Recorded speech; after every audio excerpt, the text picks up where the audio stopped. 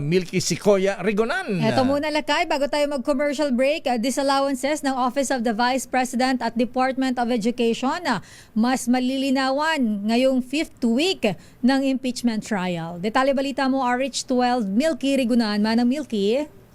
Nakayat Sister L ang disallowances o maling paggamit ng 612.5 million pesos ng Office of the Vice President at ng Department of Education nang pinamumunuan pa ito ni Vice President Sara Duterte ang tampok ngayon sa ika-11 araw ng impeachment trial sa Vice Presidente.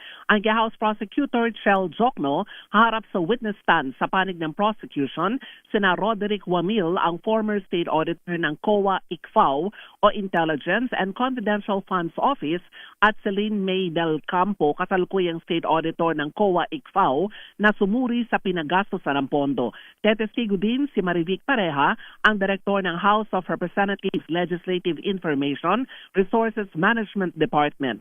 Sabi ni Jokno, ipapaliwanag ng COA auditors ang milyong-milyong pisong disallowances na nirelease sa mga bogus na pangalan kay ng Mary Grace Piatos, Milky Sequoia at upang pangalan mula naman sa Chicheria family. Matatandaan sa hearing ng House Committee on Good Government and Public Accountability noong 19th Congress na pinamumunuan ni Manila Representative Joel Chua na tukoy ng COA na ang 125 million pesos confidential funds ng OVP noong 2022 ay nagastos lamang sa loob ng 11 araw. Nang tanungin kung nalalapit na ba ang pagpapatawag kina Mary Grace Piatos at iba pa, sabi ni Jokno, ayaw niyang pangunahan at abangan na lamang ang magiging strategy ng prosecution. Ako si Milky Rigonan, nagulat para sa DZRH, una sa Pilipinas, una sa Pilipino.